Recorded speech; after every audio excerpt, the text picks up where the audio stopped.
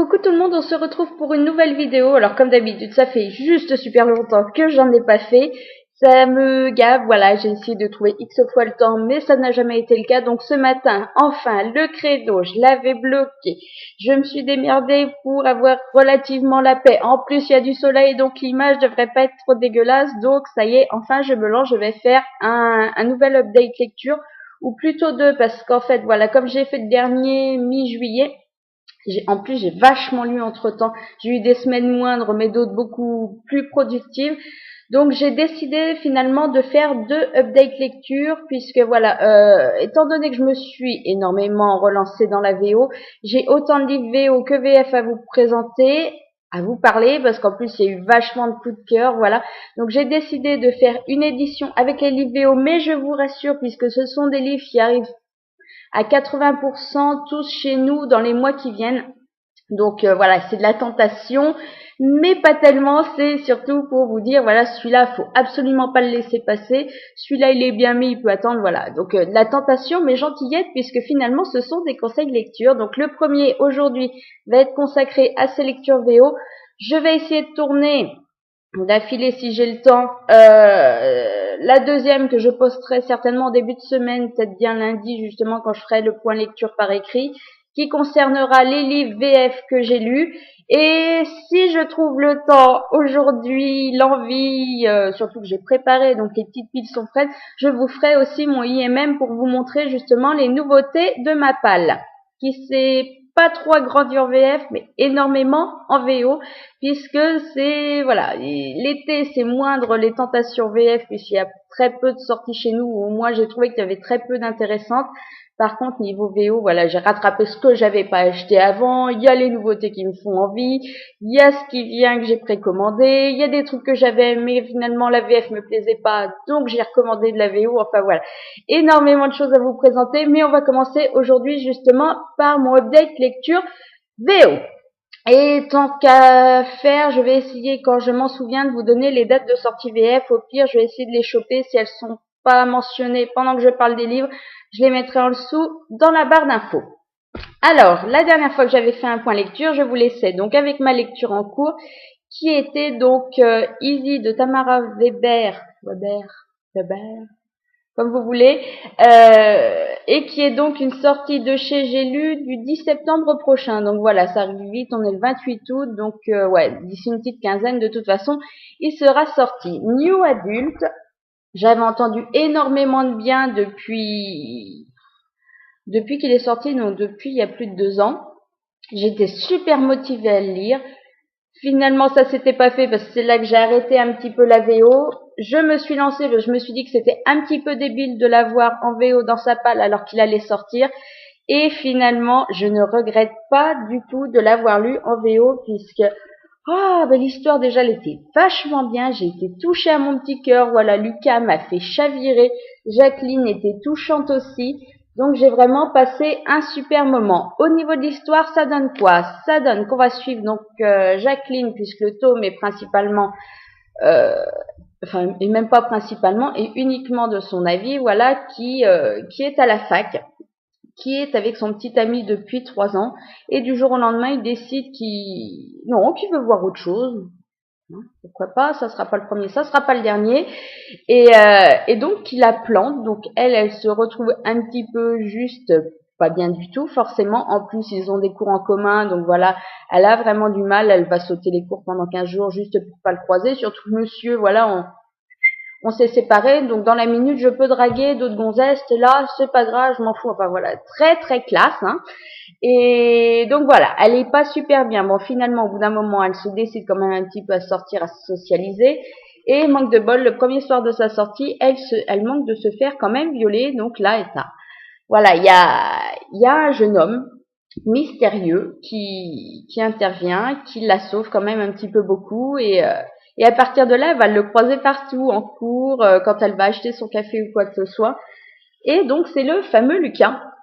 Et entre eux, ben voilà, ça va démarrer en amitié, ça va se compliquer. Bon, c'est une romance, donc je vais pas vous cacher que le but du truc, c'est quand même qu'ils finissent ensemble, qu'ils se mettent ensemble. C'est voilà, c'est très compliqué, c'est une histoire très très compliquée, avec des hauts, des bas, mais des beaux sentiments. J'ai chaviré, j'ai adoré, j'ai passé un excellent moment. J'ai eu un petit peu de mal au début en VO, pas parce que c'est super compliqué, mais parce que c'est peut-être un vocabulaire auquel je suis pas super habituée, ou au moins que j'avais pas rencontré depuis longtemps. Maintenant, une fois plongée dedans, ça l'a totalement fait. La couverture, elle est à tomber.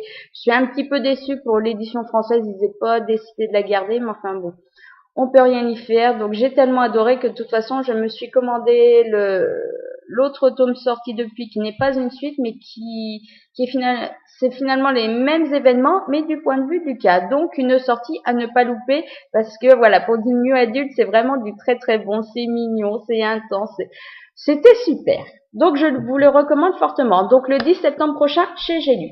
Ensuite, un petit peu de VF entre temps, mais la lecture suivante que j'ai lue en VO était donc le tome 1 de Ten Tiny Breath, donc de K.A. Tucker. Merci Vanessa parce que c'était vraiment une super super lecture. J'ai totalement aimé là aussi. Une histoire, mon Dieu qu'elle est compliquée. Un new adulte là aussi. Donc on va suivre Casey, donc qui a la petite vingtaine, je crois bien, qui a perdu ses parents, son petit ami et sa meilleure amie, rien que ça, dans un accident de voiture où elle est la seule à en être sortie vivante. Heureusement, il lui restait une petite sœur qui n'était pas avec eux, donc elle se retrouve avec elle, placée chez son oncle et sa tante, sauf que l'oncle, il picole, il leur pique leur pognon et en plus il agresse sa petite sœur. Décidément, c'est super. Ouais, c'est super gai comme lecture quand on les entame. À chaque fois, elles manquent toutes de se faire agresser. C'est voilà. Donc ni une ni deux. De toute façon, elle prend ses clics, ses claques, sa petite sœur sous le bras, puis elle décide de s'en aller. Donc voilà, elle débarque à Miami. Voilà, tout ça, ça nous est expliqué très vite au début, mais on les découvre. Elles sont sur le trajet directement. Elles arrivent à Miami. Donc elles se sont trouvées un petit appart. Donc elles s'installent et là voilà, Casey va essayer de se faire une nouvelle vie, mais on va revenir énormément sur ce qu'elle a vécu. On se rend compte qu'elle n'a pas du tout fait de travail de deuil ou quoi que ce soit, qu'elle est complètement encore perturbée. Elle supporte pas des masses les contacts et tout, voilà. Et puis là, forcément, elle va rencontrer Tren, qui est un des voisins. Et entre eux, ça va être mais méga, méga, méga compliqué. Je l'avais pas vu venir comme ça. Là où j'ai quand même un petit peu merdé, c'est que moi et mes idées d'aller voir la longueur des chapitres, j'ai trouvé le moyen de tomber sur la seule phrase sur laquelle il fallait pas que je tombe avant d'y arriver. Donc voilà, j'avais lu 50 pages et en fait j'avais déjà le gros dénouement. Ça m'a pas gâché la lecture parce que c'était vraiment super intense, c'était vraiment super bien. J'ai vraiment passé un super moment avec ce premier tome, donc clairement je vais continuer la série. Et en plus, Nessa nous a annoncé hier qu'il y avait là une petite nouvelle qui sortait justement qui refaisait, enfin voilà, qui est liée à ça. Je peux pas trop vous en parler parce que c'est vraiment lié au dénouement, mais je pense que je vais me jeter dessus très vite. Donc celui-ci, par contre, il n'y a pas encore de date de sortie VF, mais bon, si ça change, je vous tiens au courant.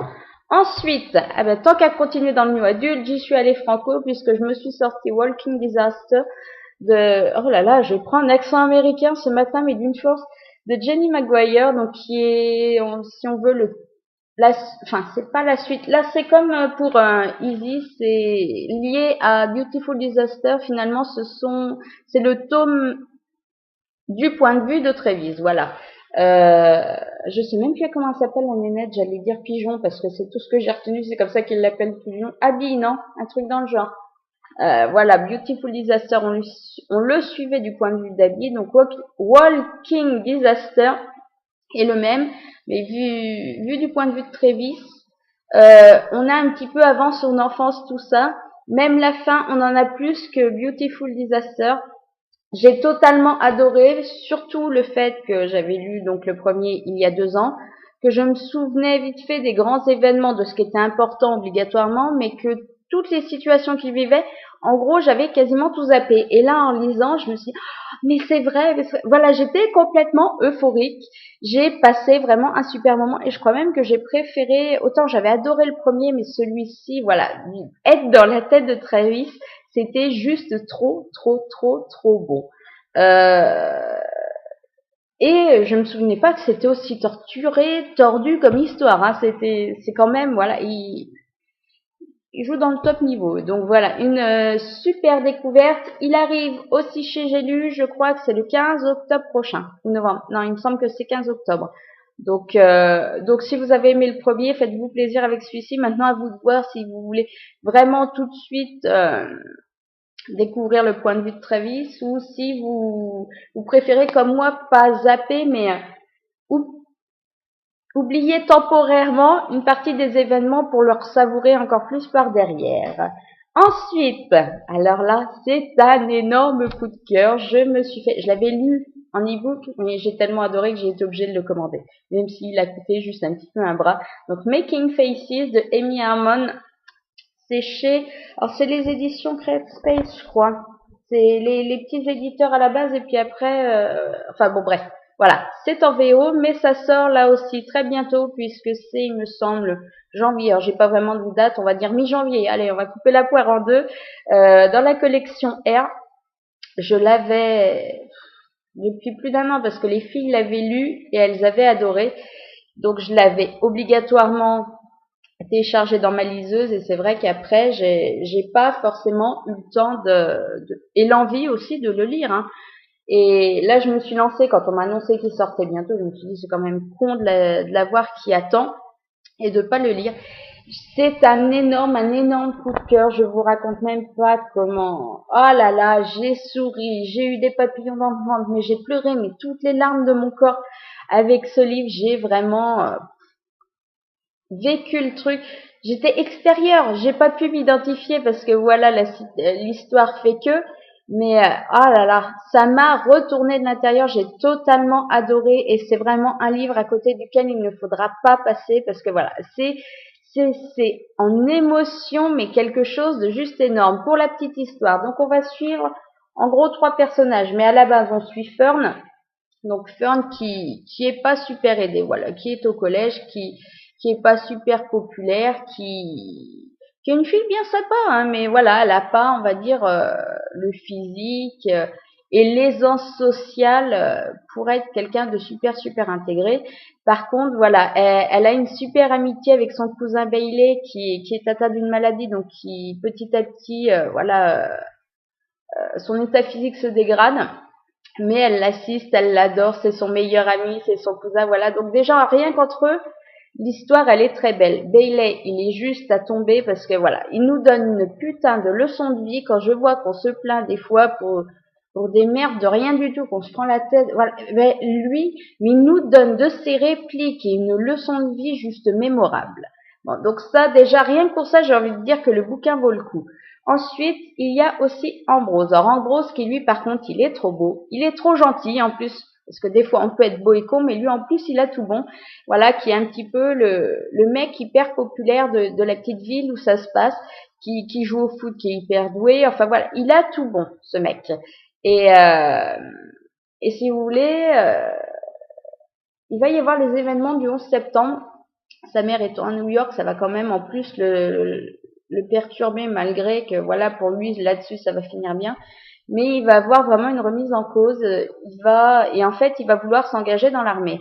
Et là ils sont une bande de 5 potes à toujours être ensemble, ce qui fait que les 5 vont s'engager, vont partir, et finalement il y a que lui qui reviendra. Donc déjà vivre avec ça, voilà, vivre avec le poids des regards quand on revient, voilà, et en plus eh ben lui il est complètement défiguré, voilà, il est balafré, enfin le super beau mec, il est juste pour certains regardable, malgré qu'il est toujours le même à l'intérieur, voilà. Et puis avant qu'il parte, il y avait eu un échange avec Fern enfin, je sais pas comment vous en parler sans spoiler, mais voilà, il y a déjà eu un truc entre eux. Ils sont pas sortis ensemble, quoi que ce soit, mais il y a eu des interactions, il y a eu quelque chose de juste magique.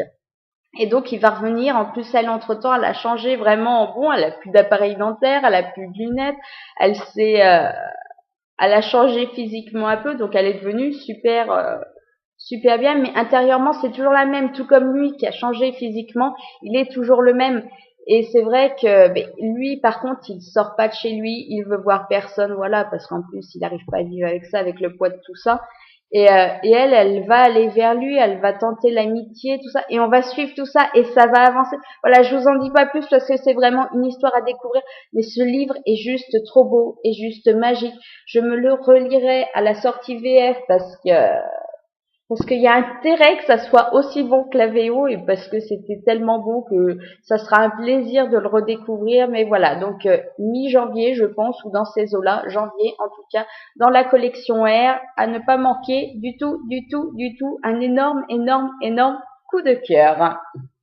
Ensuite, je me suis lu donc Luna de Julie Ann Peters, qui est un livre là aussi plein d'émotions puisque le sujet est quand même particulier. Donc on va suivre comment elle s'appelle, la fillette là. Enfin la fillette, non, elle est pas aussi jeune que ça, elle a quand même 15 ans.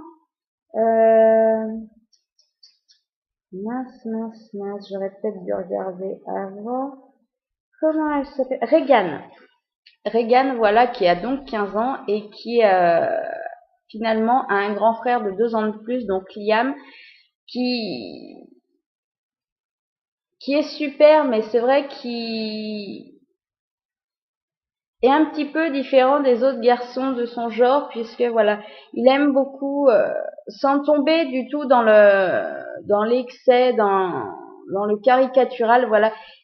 Il a des goûts quand même un petit peu particuliers, et en fait, on découvre dès le premier chapitre que Liam, pour lui, intérieurement, est une fille, voilà, et qui vit quand même très mal d'être dans le mauvais corps.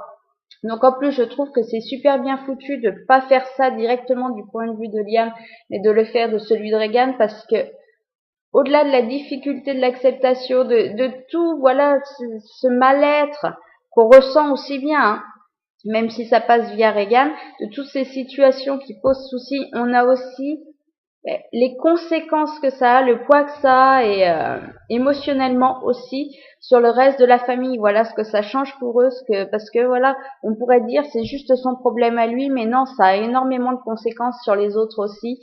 Et pour Regan, malgré qu'elle adore son frère, il y a des moments c'est juste hyper dur à gérer parce qu'en même temps, il y a certains moments, il la fout quand même dans des situations qui doivent vraiment, vraiment pas être faciles. Donc voilà, j'ai été super touchée par le récit. C'est dur par moments, c'est beau par d'autres, mais c'était vraiment une super découverte. Et mon avis est pas encore fait. J'ai le brouillon, mais j'arrive pas vraiment à mettre tout ça au propre, au clair et tout. Donc, je vais essayer quand même de faire ça très vite pour être un petit peu plus clair que ce que je viens de vous raconter ici. Celui-ci n'est pas encore annoncé. Non, je dis des conneries. Il n'est pas annoncé chez nous tout simplement parce qu'il est sorti en 2006 chez Milan dans leur collection Macadam. D'ailleurs, j'ai oublié de me renseigner. Enfin, j'ai envoyé un mail, mais l'attaché de presse était en vacances, donc j'ai pas encore eu de réponse. Je vais me renseigner, savoir s'il le réédite ou pas, étant donné que là, voilà, depuis 1 ou 2 ans, ils sont quand même pas mal dans certaines rééditions. Donc, mais vraiment, si vous le croisez, que ce soit en VO ou en VF, s'il vous tente, allez-y, parce que ça change vraiment. Voilà, c'est la première lecture du genre que j'avais et j'ai vraiment fait une très très bonne découverte. Ensuite, forcément, j'avais attendu, ça faisait 1 an qu'il était dans ma page, je me suis lu le tome 4 de la série Lux, donc de Jennifer L. Armentrout, parce que celui-là sortait. Donc voilà, j'avais été tellement traumatisée par la fin du 3 que je me suis même pas envisagé sur le moment de lire le 4, je me suis dit je vais attendre un petit peu et finalement on arrivait à la sortie du 5, je l'avais précommandé en plus, donc c'était le moment, et alors là, qu'est-ce qu'il était bien ce tome 4. Ah là là, Damon, il a géré du début à la fin. Katie, c'était juste super aussi. Je vais pas vous en raconter trop parce que je veux pas spoiler forcément vu qu'il y a 4 autres bouquins avant. Mais c'est trop bien passé. C'est juste le meilleur de la série parce que voilà, on a le juste équilibre entre les sentiments, entre l'action. Elle mène super bien sa barque, elle nous emmène à des endroits que je n'avais même pas imaginés, même au début du livre, hein. Au début de la série encore moins. Mais voilà, on prend de ces tournants, il y a des retournements de situation, on fait des découvertes.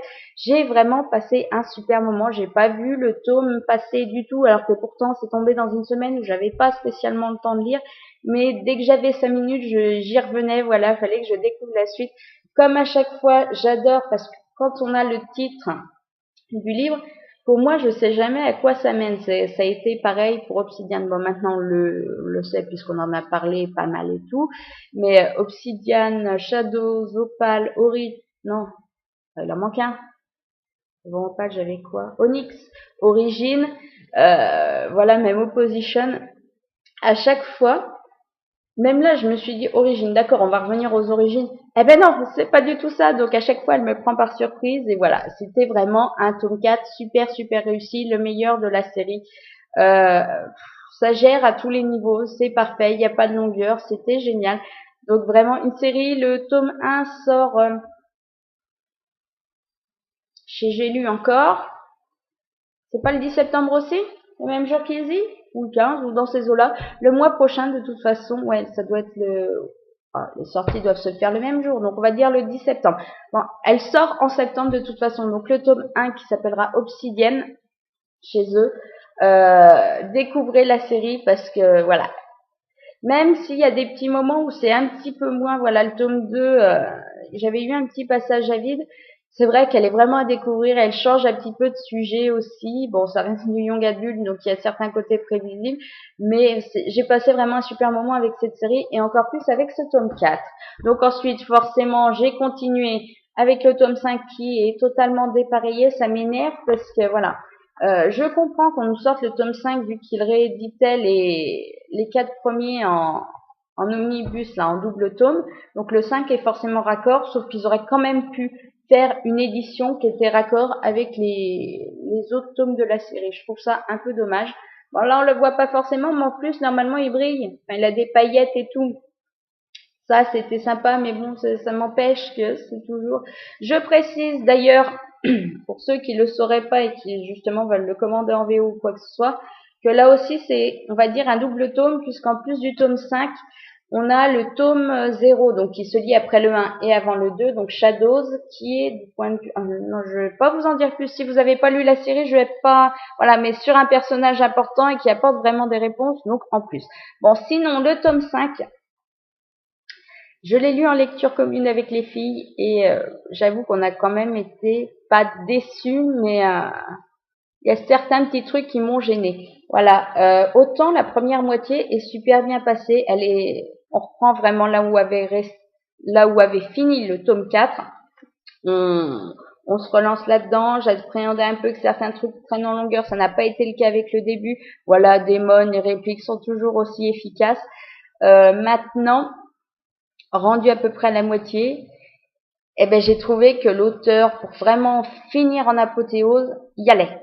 Il y allait franco, et peut-être même un peu trop, puisque voilà, il y a certains moments, j'ai trouvé que certaines scènes ont tombé limite quand même un petit peu dans le too much, à trop pousser le truc, les réflexions, voilà, les situations, tout ça. Et ça, c'est dommage. Même sur la fin, il y a tout un flot d'événements. Je pense qu'ils ont quand même beaucoup de trucs tous à gérer. En plus, même émotionnellement, il y a eu des pertes, enfin tout ça. Voilà. Et elle en rajoute, et elle en rajoute, et elle en rajoute. On a envie de te dire, mais merde, ils n'ont pas un petit peu de bol dans la vie des fois, même 2 minutes, ou un petit peu, non. Et voilà, c'est vrai que j'ai trouvé qu'on en faisait un petit peu trop, que certains trucs étaient un peu trop poussés.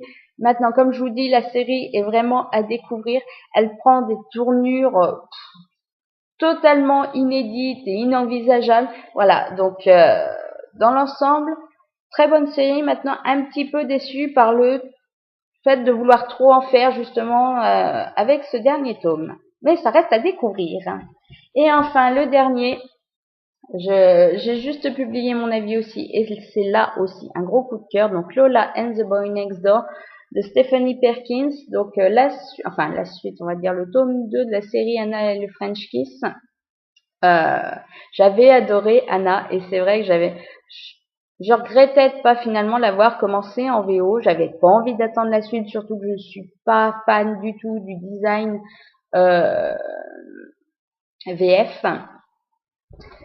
J'ai totalement adoré, et je crois même que j'ai plus aimé qu'Anna pour le fait justement de passer à la VO, parce qu'il y a des jeux de mots, parce qu'il y a une aisance dans le récit, il n'y a pas de problème de trad ou quoi que ce soit, et c'est vrai que ça a été un gros plus.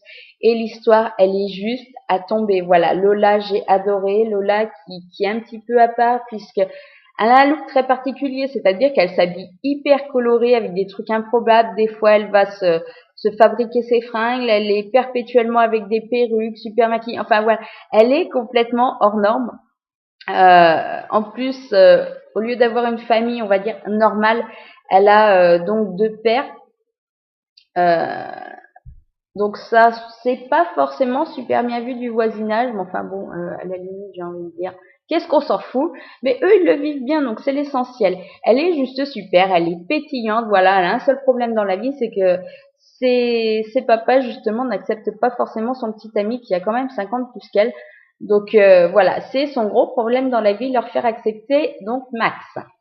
Sauf que le souci redébarque dans le voisinage, les jumeaux belles, donc Calliope, la super patineuse artistique, et son frère jumeau, donc qui s'appelle Cricket, qui a un prénom un petit peu pourri, mais qui, sorti de là, est juste, voilà. Quand il revient, elle est complètement perturbée. Je me dis merde, en fait, c'est un con, il lui a brisé le cœur, il s'est cassé et il revient. Et en fait, pas du tout. Mais Cricket, c'est pas du tout ça. Au contraire, je m'attendais à un mec, pas forcément macho, mais au moins, on va dire, mec, qui se la raconte un peu quand même, qui est sûr de son sexe à pile. Voilà, on va dire ça comme ça. Et en fait, c'est tout l'inverse. Cricket, il est hyper timide. Il est hyper sensible, il a du mal à s'exprimer, et tout ça, mais c'est mignon, mignon, mignon. Et voilà, c'est à un niveau. Oh là là, j'ai eu les papillons dans le ventre, j'ai adoré. Dès qu'il ouvrait la bouche pour dire quelque chose, ou qu'il y avait un passage avec Lola où il partageait un truc, oh là là, j'étais complètement, voilà, j'étais toute, toute girly de 15 ans qui voilà, et je suis restée comme ça jusqu'à la fin. Et c'est juste trop beau, et c'est juste trop parfait. Et, et j'ai complètement adoré, adhéré, et je ne peux que vous conseiller de le découvrir. Alors je pense, là j'ai pas de date non plus, mais de toute façon, ça doit être début d'année où il sortira donc chez La Martinière Jeunesse. Maintenant, pour ceux qui seraient tentés de le découvrir en VO, c'est pas super compliqué, voilà, ça reste très accessible et très lisible et très vite compréhensible. Le seul truc, c'est que voilà, certainement dans les premiers chapitres, il y a le vocabulaire quand même, voilà, lié justement aux fringues qu'elle a ou aux perruques ou quoi que ce soit. Ce sont quelques mots, une fois qu'on les connaît, ça passe très bien, ils reviennent régulièrement, donc voilà. Mais c'est vrai que les premières fois, faut découvrir un petit peu les mots maintenant. C'est juste Yumi, Yumi, Yumi à souhait, donc je ne peux que vous encourager à le découvrir. Voilà pour mes lectures passées vite fait. Je vais faire un petit point sur mes lectures en cours, mes lectures à venir. VO toujours, hein. Donc lecture en cours, j'en ai deux et les deux sont en VO. Le premier, celui que je suis vraiment en train de lire, que j'ai commencé hier, donc My Life Next Door de Humphrey Fitzpatrick. Et là, c'est dans le même genre que Lola, voilà. C'est une romance Yumi, mais c'est pas en même temps Cucu la praline. J'en suis une centaine de pages pour l'instant, ça passe hyper bien. Je vous en reparle très vite, mais voilà. Et en plus, il est juste trop beau. Voilà, ma deuxième lecture en cours, je vous l'ai montré aussi en début de semaine. C'est le recueil, enfin le recueil de nouvelles. Voilà, celui qui est sorti début juillet, donc For Divergent Collection, de Véronique Roth, où on reprend finalement 4 nouvelles. Alors moi j'en avais déjà lu une, qui était le point de vue de force sur la scène justement avec le couteau du tome 1 que j'avais adoré. Et ben là, donc on retrouve The Transfer. Non, ça c'est pas clair. Bon bref, il y en a 4, hein, en plus de scènes additionnelles à la fin. Moi j'ai lu la première pour l'instant, donc le transfert.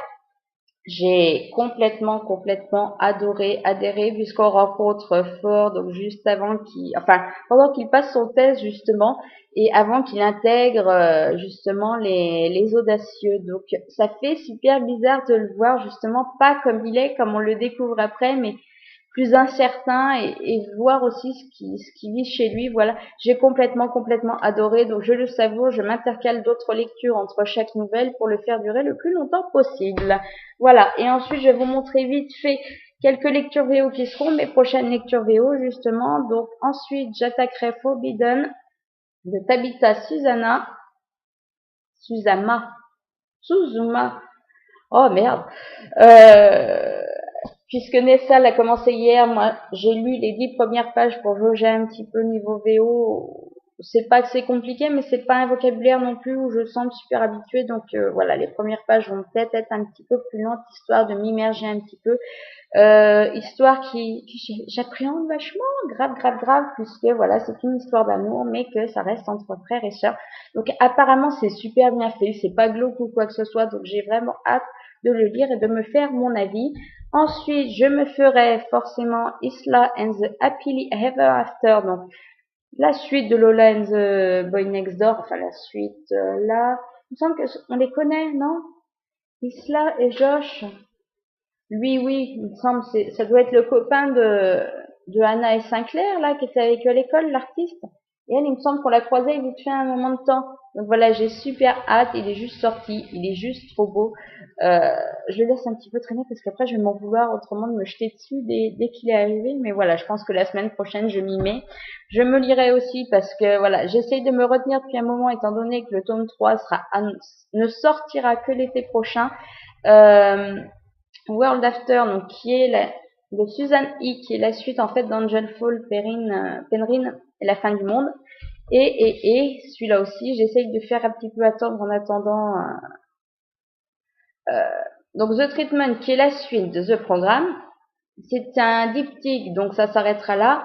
Mais en fait, l'auteur fait, on va dire, un espèce d'autre diptyque préquel, donc qui se passera justement avant ces deux-là et qui sortira au mois d'avril. Donc voilà, je vais pas tarder à le sortir parce que j'ai hâte de voir comment ça finit, mais c'est vrai que j'aimerais bien être pas trop loin justement pour retrouver l'écriture de l'auteur et avoir la suite. Voilà, enfin bon, vous comprenez pourquoi, hein, comme d'habitude. Hein.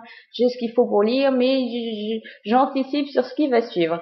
Voilà, je vois qu'on est déjà à la demi-heure, c'est juste pas possible. Je vais forcément m'arrêter là tout de suite. Je vous remercie d'avoir regardé la vidéo si vous êtes toujours parmi nous.